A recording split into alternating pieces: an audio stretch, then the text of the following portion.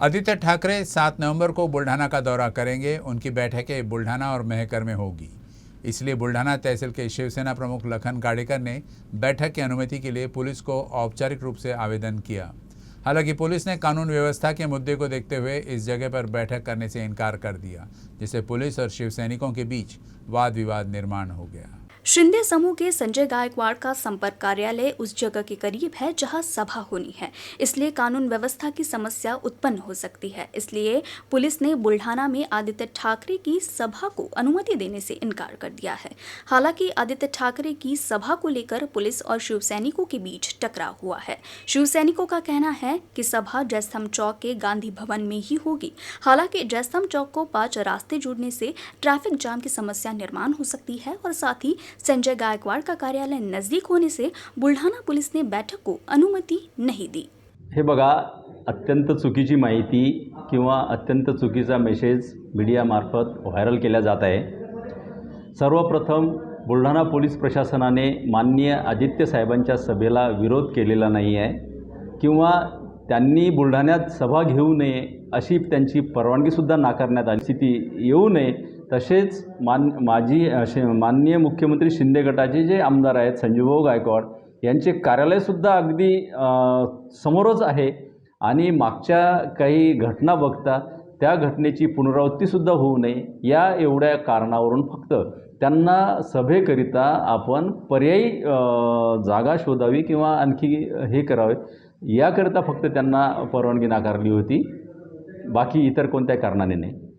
हे काय म्हणत असतील मला माहिती नाही, परंतु पोलीस प्रशासन त्या ठिकाणी ज्या ठिकाणी कायदा व सुव्यवस्थेचा प्रश्न निर्माण होऊ शकतो आणि जनतेच्या हिताकरिता काही कठोर पावले पोलीस प्रशासनाला उचलणे भाग पडते, अशा वेळी पोलीस प्रशासन त्या ठिकाणी कायदा सुव्यवस्थेला कुठेही तडजोड करणार नाही। बुल्ढाना पुलिस ने आदित्य ठाकरे के सभा स्थल को अनुमति देने से इनकार करते हुए आयोजकों से अनुरोध किया है कि वे किसी और सभा स्थल पर सभा लें। तो वही शिवसैनिकों का कहना है कि हम सभा उसी स्थान पर करेंगे जहां नियोजन हुआ है। बुल्ढाना शिवसेना सहसंपर्क प्रमुख छगन मेहत्रे ने प्रशासन को चेतावनी दी है कि अगर प्रशासन ने हमें अनुमति देने से मना किया तो भविष्य में ठीक नहीं होगा। आदित्य साहेबांची सभा शहरातली रद्द नाही झाली तर गांधी भवनातल्या जागेच्या ऐवजी दुसऱ्या ठिकाणी त्यांनी तो कार्यक्रम करावा अशा सूचना सल्ला पोलीस प्रशासनाकडून त्यांना देण्यात आलेला आहे। हा परिसर आमच्या सगळ्या चाहत्यांचा समर्थकांचा आहे। माझं कार्यालय देखील याच ठिकाणी आहे आणि मागचा अनुभव पाहता सभा घेताना त्या ठिकाणी चिथावणीखोर भाषण करायचं, अश्लील टीका त्या ठिकाणी करायची, आमच्या कार्यकर्त्याला उचकवल्या जाईल अशा प्रकारचं भाष्य करायचं आणि मग त्याची रिॲक्शन आली की मग पोलीस प्रशासनानं काही केलं नाही, पोलीस प्रशासन त्यांना पाठीशी घालते, बाळासाहेब ठाकरेकडे दादागिऱ्या करतो असा टाहो फोडायचा। याच्याकरता पोलीस प्रशासनाने ज्या गोष्टी भविष्यात घडूच नाही अशा गोष्टी टाळण्याकरता आणि कायदा सुव्यवस्था राखण्याकरता जो काही निर्णय घेतला असेल, मला वाटतं त्यांची पोलिसांची भूमिका ही कायदेशीरदृष्ट्या योग्य आहे। आज बुलढाणा येथे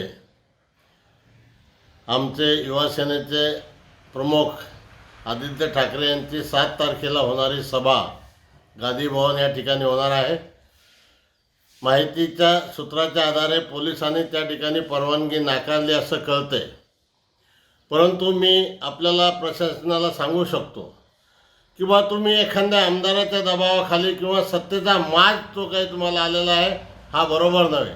तुम्हालाही संपूर्ण महाराष्ट्रामध्ये फिरायचं आहे आणि ती वेळ तुम्ही आमच्या शिवसैनिकावर आणू नका। सभा त्याच ठिकाणी होणार, बुलढाण्याला गांधी भवन ठरलेल्या वेळेतच होणार, त्यामध्ये कोणताही बदल केला जाणार नाही। प्रशासनाला माझा इशारा आहे, जर आम्ही काही त्या सभेमध्ये चुकीचं बोललो, काही भानगडी झाल्या, तर सर्वची जबाबदारी आमच्यावर आहे। आम्हाला आता शेतकऱ्याचे प्रश्न, कामगाराचे प्रश्न, शेतमजुराचे प्रश्न आणि या महाराष्ट्र राज्याला कसं पुढे न्यायचं या विषयावर आम्ही यापुढे बोलणार आहे। गद्दारीचा विषय संपलेला आहे, त्याचे पैसे खोके घेऊन ते संपलेलं आहे। त्यामुळे याच्या पुढे आम्हाला या महाराष्ट्रातल्या जनतेला आणि महाराष्ट्रातल्या जनतेची नाळ जी आमची जुडलेली आहे शिवसेनेची, उद्धव बाळासाहेब ठाकरे यांची, त्या लोकांच्या भल्यासाठी, त्यांच्या कामासाठी आम्ही यापुढे लढा देणार आहे। सभा मात्र त्याच ठिकाणी ठरलेल्या वेळेत होणार म्हणजे होणार म्हणजे होणारच। शिवसेना प्रमुख सन्माननीय आदित्यजी ठाकरे साहेब यांचा महाराष्ट्रभर निष्ठा यात्रेच्या निमित्तानं, शेतकऱ्याशी संवाद साधण्याच्या निमित्तानं या ठिकाणी आदित्य साहेब महाराष्ट्रभर दौरे करत आहेत। 7 तारखेला गांधी भवन येथे बुलढाण्यामध्ये आम्ही त्या ठिकाणी जाहीर सभेसाठी प्रशासनाकडे अर्ज केला होता, पोलीस प्रशासनाकडे अर्ज केला होता, पण त्या ठिकाणी गांधी भवन हे स्थळ नाकारून पोलीस प्रशासन कुणाच्या दबावाखाली काम करत आहे हा खऱ्या अर्थानं माझा पोलीस प्रशासनाला सवाल आहे.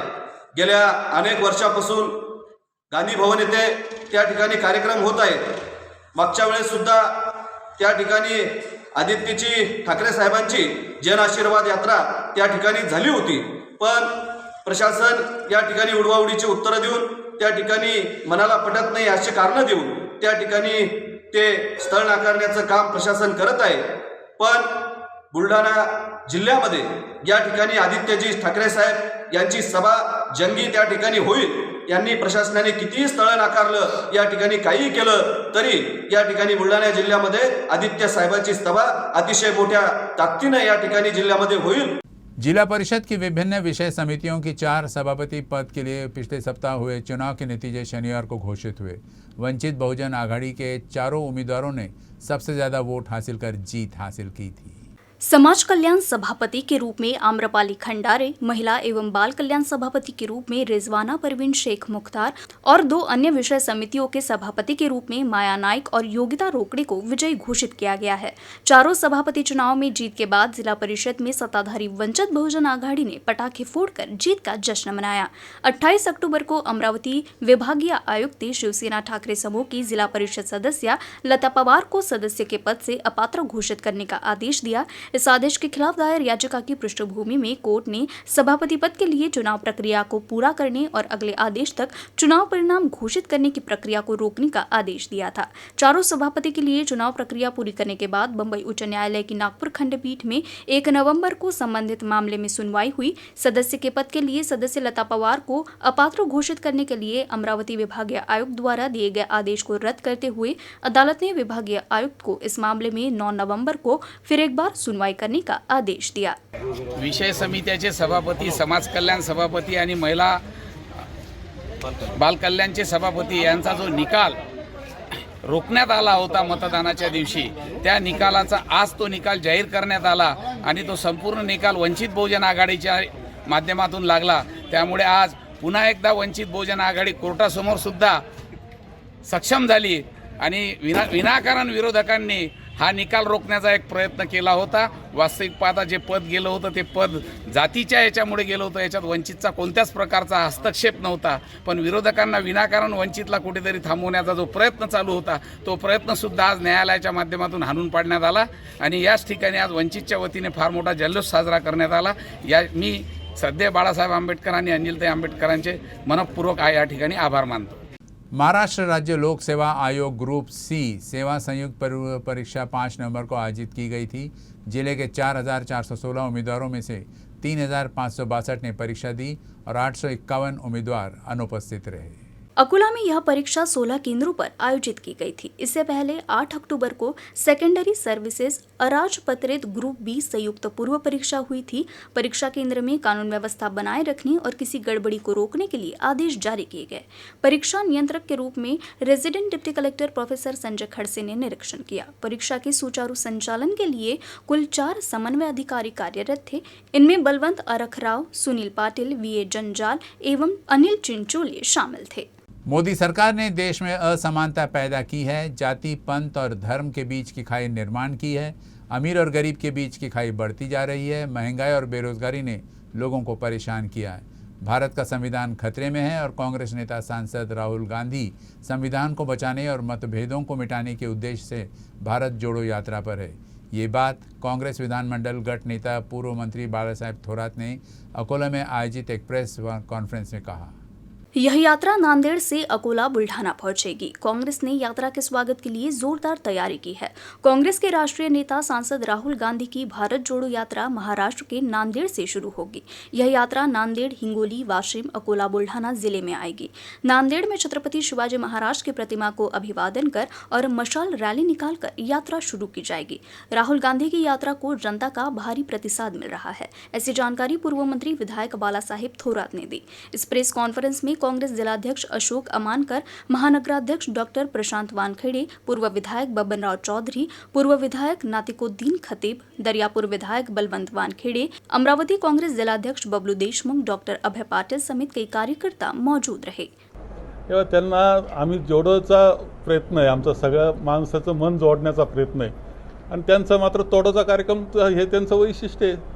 म्हणजे आज आता जशा पद्धतीनं सरकार आपण पाहिलं त्या पद्धतीनं मन तोडणं, समाज दुरीकरण निर्माण करणं हे तर त्यांच्या डोक्यात कायम तोडो येत असतं, आमच्या मनामध्ये जोडो येत असतं। ते कल्पना करतायत फक्त, ते वास्तवात येणार नाही। सर, या यात्रेच्या जोडो यात्रेच्या दरम्यान काही भाजपचे किंवा दुसरे काही नेते जोडणार आहात का तुम्ही? काही आहे का संपर्कात? ज्याला लोकशाही ताकदवान व्हावी वाटते आणि घटना आपली वाचावी, तिचे मूलभूत तत्व ताकदवान व्हावेत आणि देश पुढे जावा या तत्वाप्रमाणे असं वाटतं, त्यांनी सगळ्यांनी यावं असं आमची इच्छा आहे। त्या सगळ्यांना निमंत्रित केलं आम्ही आणि याच्यात राजकीय नाही, म्हणजे ही काही काँग्रेसची यात्रा असं आम्ही मानत नाही, ही तत्त्वज्ञानाची विचाराची यात्रा आहे हे लक्षात घ्या। तेव्हा त्यांना आम्ही जोडण्याचा प्रयत्न आहे, आमचा सगळ्या माणसाचं मन जोडण्याचा प्रयत्न आहे आणि त्यांचा मात्र तोडाचा कार्यक्रम हे त्यांचं वैशिष्ट्य आहे। म्हणजे आज आता जशा पद्धतीनं सरकार आपण पाहिलं त्या पद्धतीनं मन तोडणं, समाज दुरीकरण निर्माण करणं हे तर त्यांच्या डोक्यात कायम तोडो येत असतं, आमच्या मनामध्ये जोडो येत असतं। ते कल्पना करतायत फक्त, ते वास्तवात येणार नाही। सर, या जोडो यात्रेच्या दरम्यान काही भाजपचे किंवा दुसरे काही नेते जोडणार आहात का तुम्ही? काही आहे का संपर्कात? ज्याला लोकशाही ताकदवान व्हावी वाटते आणि घटना आपली वाचावी, तिचे मूलभूत तत्व ताकदवान व्हावेत आणि देश पुढे जावा या तत्वाप्रमाणे असं वाटतं, त्यांनी सगळ्यांनी यावं असं आमची इच्छा आहे। त्या सगळ्यांना निमंत्रित केलं आम्ही आणि याच्यात राजकीय नाही, म्हणजे ही काही काँग्रेसची यात्रा असं आम्ही मानत नाही, ही तत्त्वज्ञानाची विचाराची यात्रा है, ये लक्षात घ्या। लेखक निर्देशक अरविंद जगताप ने रोष जाहिर करते हुए कहा कि देश में संवेदनशील मुद्दों पर चर्चा होने की बजाय निरर्थक विषयों को तूल दिया जाता है। वे विदर्भ साहित्य सम्मेलन अकोला शाखा द्वारा आयोजित राज्य स्तरीय युवा साहित्य बैठक के अध्यक्ष के रूप में बोल रहे थे। अकोला शहर के वाशम मार्ग स्थित प्रभात किड्स स्कूल के परिसर में शनिवार को 2 दिवसीय राज्य स्तरीय युवा साहित्य सम्मेलन का आगाज हुआ। युवा साहित्य अकादमी पुरस्कार विजेता लेखिका ऐश्वर्या पाटेकर ने बैठक का उद्घाटन किया। साहित्य एक साधना है, यदि आप साहित्य को गंभीरता से देखें तो 1 या 2 कविता या एक लघु कथा लिखकर आप साहित्यकार नहीं बन सकते। युवा साहित्य अकादमी पुरस्कार विजेता लेखिका ऐश्वर्या पाटेकर ने सलाह दी कि इसके लिए कठिन तपस्या की आवश्यकता है। उन्होंने ये भी कहा कि यदि साहित्य को फलना फूलना है तो नए लेखकों को एक मंच प्रदान करना आवश्यक है। राहुल गांधी की भारत जोड़ो यात्रा 18 नवंबर को बुल्ढाना जिले के शेगांव पहुंचेगी। इस यात्रा की योजना के लिए भारतीय राष्ट्रीय कांग्रेस पार्टी के राज्य और राष्ट्रीय स्तर के नेता शेगांव पहुंच रहे हैं और योजना और सड़कों की समीक्षा कर रहे हैं। इसमें अखिल भारतीय कांग्रेस कमेटी के सचिव और राज्यसभा सदस्य मुकुल वासनिक ने रविवार को शेगांव शहर का दौरा किया।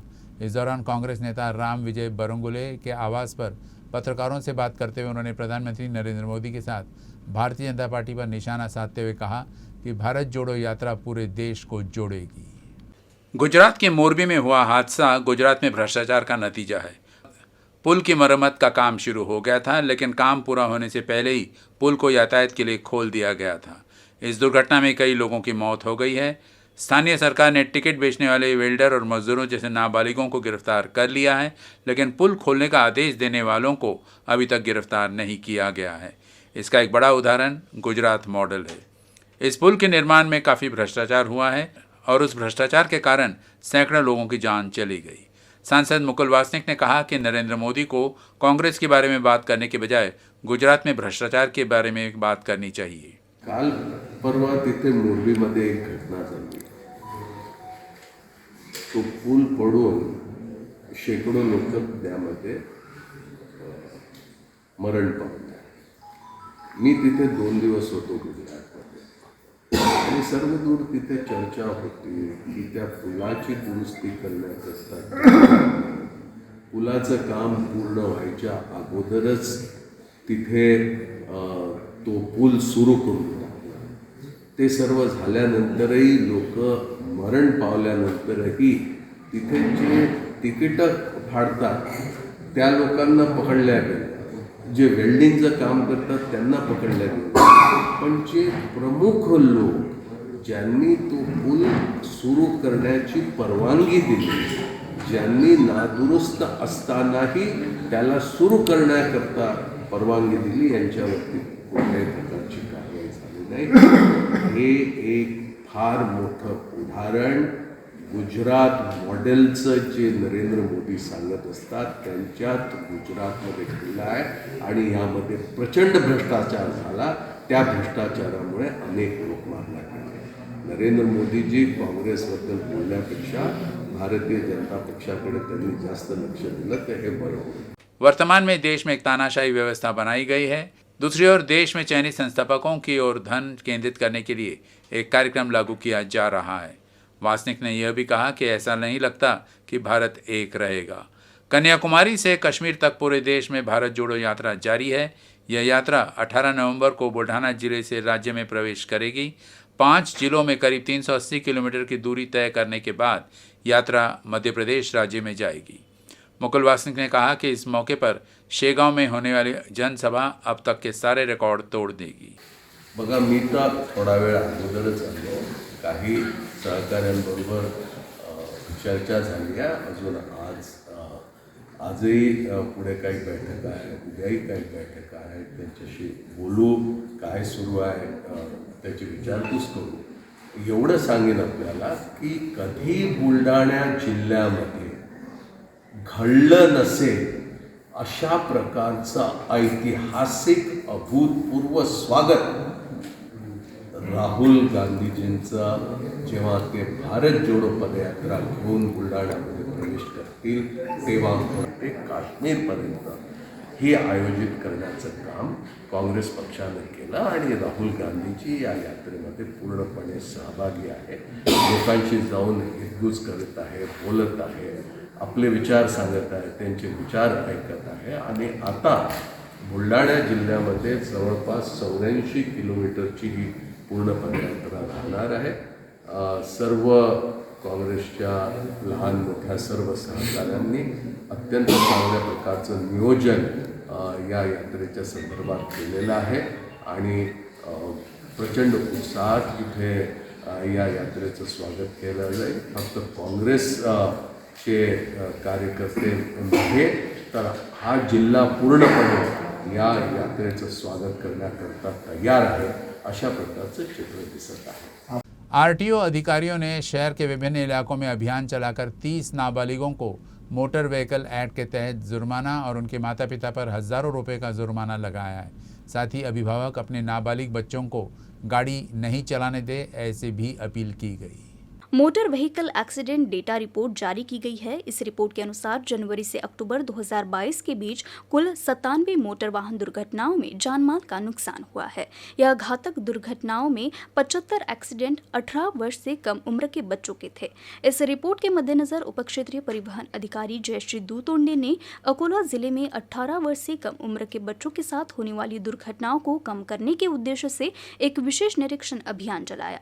विशेष निरीक्षण अभियान के तहत अकोला शहर में विभिन्न स्थानों पर दोषी पाए गए 15 वाहन मालिकों के खिलाफ कार्रवाई की. इस अभियान को मोटर वाहन निरीक्षक प्रफुल्ल मेश्राम, सहायक मोटर वाहन निरीक्षक गोपाल पंचोली, सहायक मोटर वाहन निरीक्षक भागवत चोपड़े ने चलाया.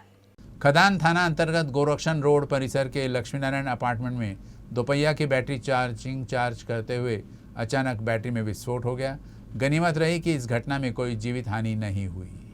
दोपहिया की बैटरी चार्ज होते समय घर में बच्चे मौजूद थे. चार्जिंग के दौरान अचानक बैटरी से धुआं निकलने लगा और बैटरी में विस्फोट होने से घर में आग लग गई. घर में मौजूद बच्चों ने शोर शराबा कर इस बात की जानकारी पड़ोसियों को दी. पड़ोसियों ने तुरंत इस बात की जानकारी दमकल विभाग को दी. दमकल विभाग ने मौके पर पहुंचकर आग पर काबू पा लिया. सर्दियों का मौसम शुरू होते ही बाजार में सीताफल बिक्री के लिए आ गए हैं. बालापुर के अंजुमन बाजार में सीताफल की खरीदी के लिए नागरिकों की भीड़ देखने को मिल रही है.